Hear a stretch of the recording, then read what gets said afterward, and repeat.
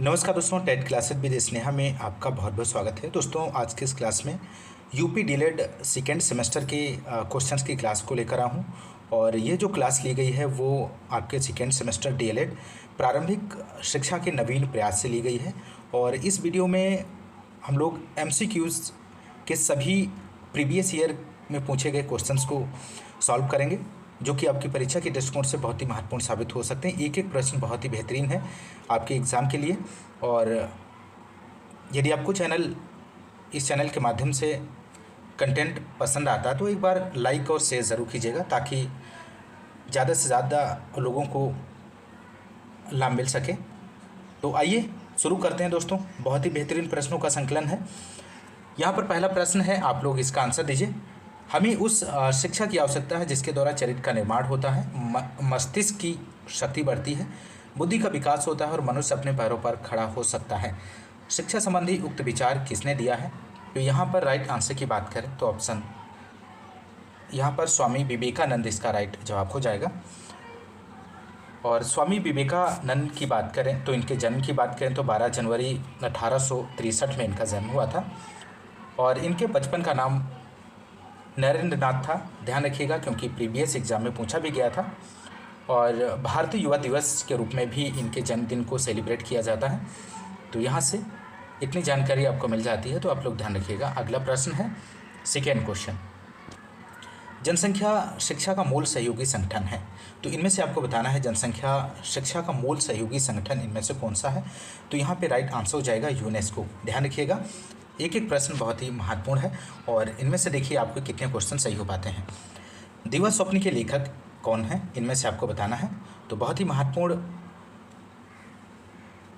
प्रश्न है दिवा स्वप्न, ये पुस्तक किसकी है? तो यहाँ पे राइट आंसर हो जाएगा गिजुभाई बधेका की पुस्तक है। और इसके साथ ही साथ दूसरी पुस्तक भी है इनकी। दूसरी पुस्तक का जो नाम है वो प्राथमिक शाला में भाषा शिक्षा है और दिवा स्वप्न, ये दोनों गिजुभाई बधेका की रचनाएं हैं। तो आप लोग ध्यान रखिएगा। अगला प्रश्न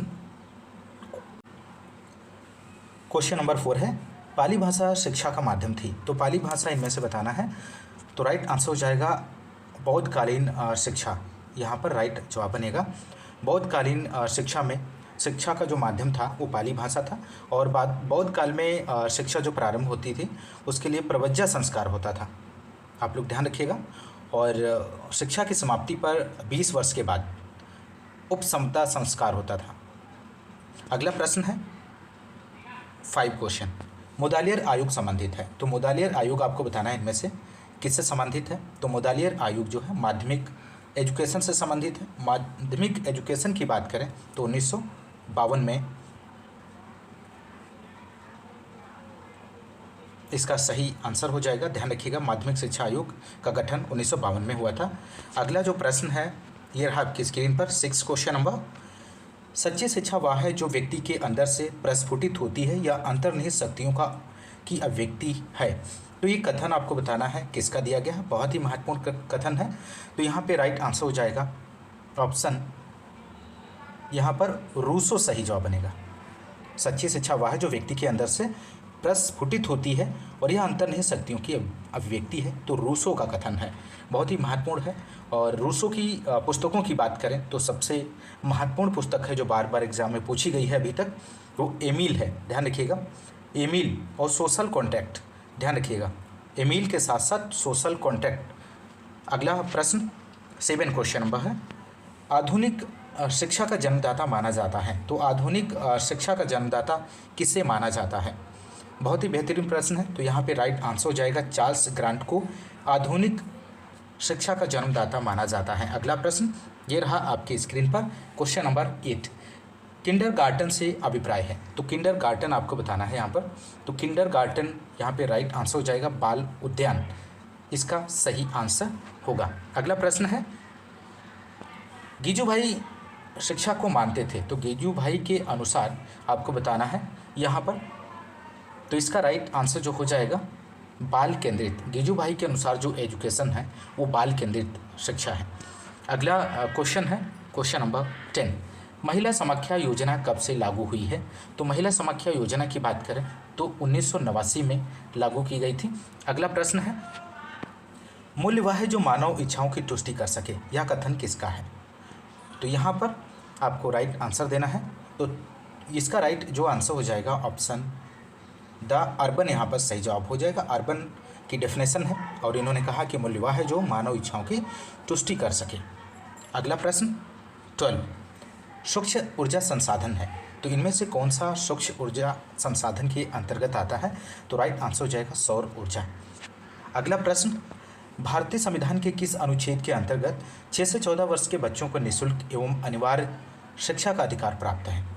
तो राइट आंसर हो जाएगा ऑप्शन ए, अनुच्छेद 21 का इसका राइट आंसर बनेगा। अगला प्रश्न है, आदर्शवाद के अनुसार शिक्षा का उद्देश्य है, तो आदर्शवाद के अनुसार जो शिक्षा का उद्देश्य है वो आत्मानुभूति करना। अगला प्रश्न है, प्रकृतिवाद किस प्रकार के अनुशासन की बात करता है? तो प्रकृतिवाद किस प्रकार के अनुशासन की बात करता है? तो राइट आंसर हो जाएगा मुक्त्यात्मक अनुशासन की बात करता है।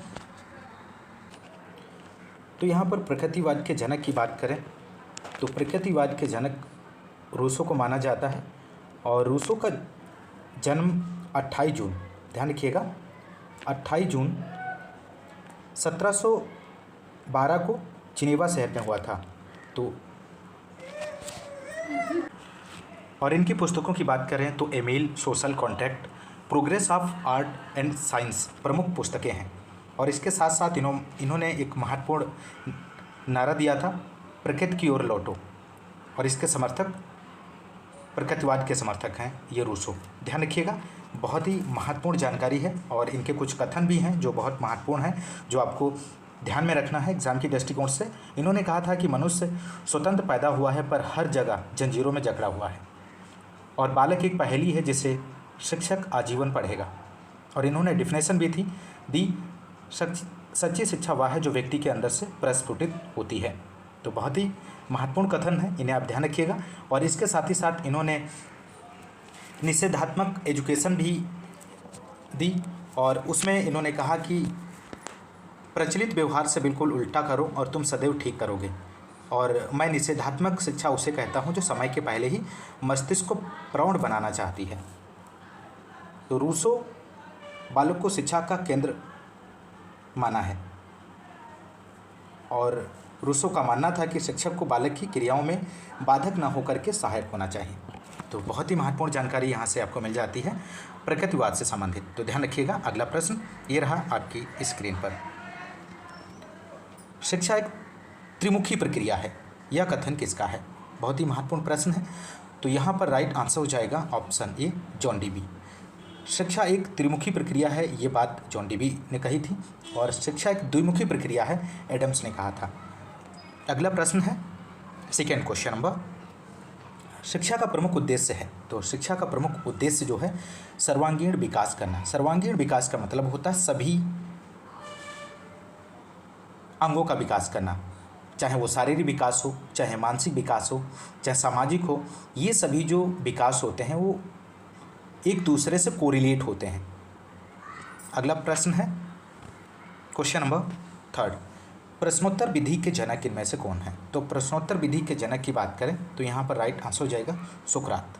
अगला प्रश्न, शिक्षण को रोचक एवं प्रभावशाली बना देती है। तो इनमें से आपको बताना है शिक्षण को रोचक एवं प्रभावशाली इनमें से कौन सा ऑप्शन सही है? तो राइट आंसर हो जाएगा शिक्षण में प्रयुक्त युक्तियाँ जो हैं शिक्षण को रोचक एवं प्रभावशाली बना देती हैं, और इससे जो शिक्षण होता है बहुत ही इफेक्टिव तरीके से होता है और बच्चों को बहुत ही आसानी से कॉन्सेप्ट क्लियर हो जाता है। अगला 5 क्वेश्चन है, बुनियादी शिक्षा किस दार्शनिक से संबंधित है? तो बुनियादी शिक्षा का जो कॉन्सेप्ट दिया था वो महात्मा गांधी ने दिया था, ध्यान रखिएगा महात्मा गांधी। और इन्होंने बुनियादी एजुकेशन को 1937 में वर्धा योजना के नाम से जाना जाता है, इस पॉइंट को भी ध्यान रखिएगा। वर्धा शिक्षा सम्मेलन या बेसिक शिक्षा प्रणाली या बुनियादी शिक्षा के नाम से जाना जाता है, और 22 से 23 अक्टूबर 1937 को इस योजना की घोषणा की थी।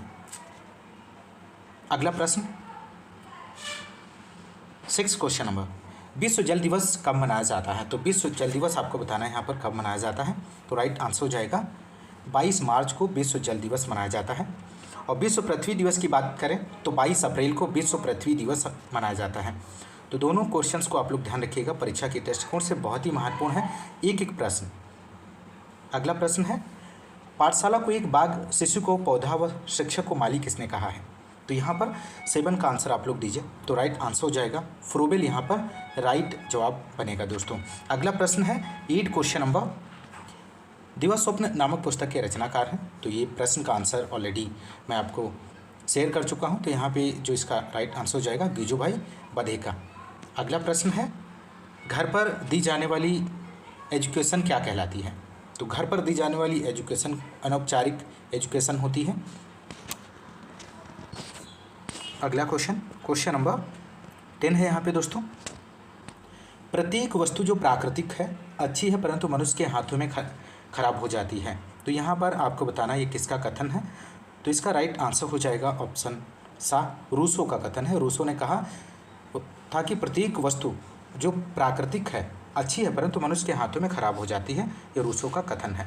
अगला क्वेश्चन, प्रोजेक्ट पद्धति किस दर्शन की प्रमुख विधि मानी जाती है? तो प्रोजेक्ट पद्धति की बात करें तो प्रयोजनवाद यहाँ पर सही आंसर हो जाएगा।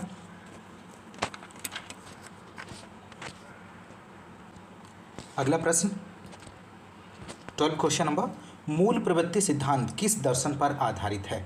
तो मूल प्रवृत्ति सिद्धांत किस दर्शन पर आधारित है?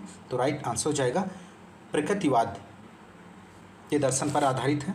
और मूल प्रवृत्तियों की संख्या की बात करें तो मूल प्रवृत्तियों की संख्या 14 है, ध्यान रखिएगा।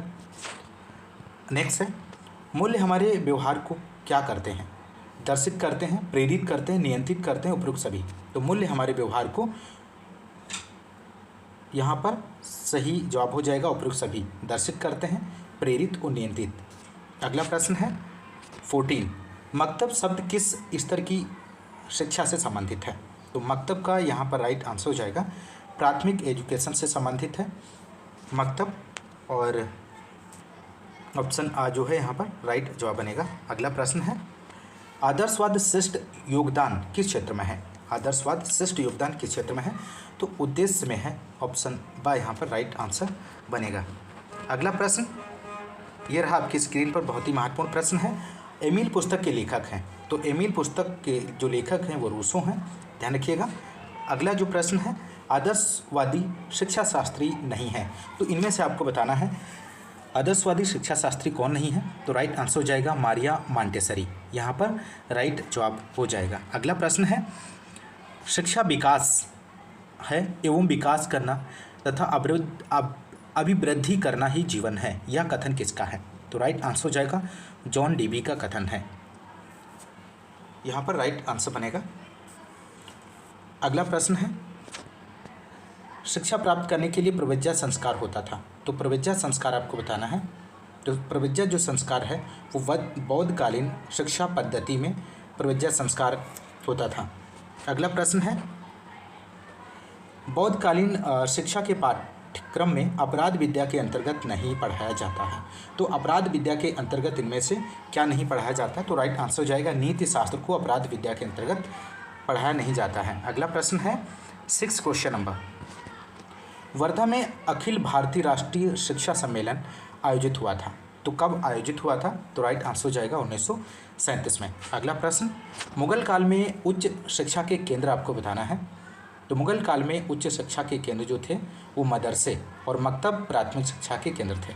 अगला प्रश्न है, बाल देवो भव यह शैक्षिक विचारधारा किसकी है? ये बहुत ही महत्वपूर्ण है, तो यहाँ पर राइट आंसर हो जाएगा गिजुभाई बधेका, इसका राइट जवाब बनेगा। अगला प्रश्न है, विश्व पृथ्वी दिवस कब मनाया जाता है? तो 22 अप्रैल को प्रतिवर्ष विश्व पृथ्वी दिवस मनाया जाता है। अगला प्रश्न है, यहाँ पर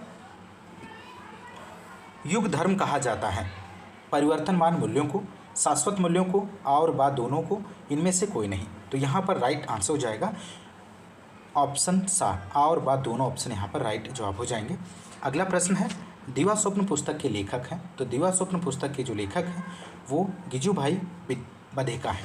अगला प्रश्न है, संविधान में किस भाषा को राजभाषा का दर्जा मिला है? तो राइट आंसर बनेगा ऑप्शन आ हिंदी। अगला प्रश्न है, दूरवर्ती शिक्षा को कहते हैं? तो दूरवर्ती शिक्षा को पत्राचार शिक्षा, दूरस्थ शिक्षा, स्वतंत्र अध्ययन, उपयुक्त सभी यहाँ पर राइट आंसर हो जाएगा। अगला प्रश्न है, शिक्षा एक द्विमुखी प्रक्रिया है? तो शिक्षा एक द्विमुखी प्रक्रिया है, ये किसने कहा है? तो एडम्स के अकॉर्डिंग शिक्षा एक द्विमुखी प्रक्रिया है जिसमें शिक्षक और छात्र। अगला और अंतिम क्वेश्चन है, लोकतंत्र जनता के लिए, जनता के द्वारा जनता की शासन व्यवस्था कहा है? तो राइट आंसर हो जाएगा अब्राहम लिंकन ने। तो दोस्तों बहुत ही बेहतरीन प्रश्नों को इस क्लास में आपने रिवीजन किया, और यदि आपको क्लास पसंद आ रही है तो ज़्यादा से ज़्यादा आप लाइक और शेयर करना मत भूलिएगा, ताकि इस क्लास का जो लाभ है वो ज़्यादा से ज़्यादा लोगों को मिल सके। तो आप लोग शेयर ज़रूर कीजिएगा, लाइक कीजिएगा, और कमेंट्स करना मत भूलिएगा कितने क्वेश्चन आपके सही हुए। और आज की इस वीडियो में बस इतना ही, मिलते हैं नेक्स्ट क्लास में, तब तक के लिए नमस्कार, जय हिंद।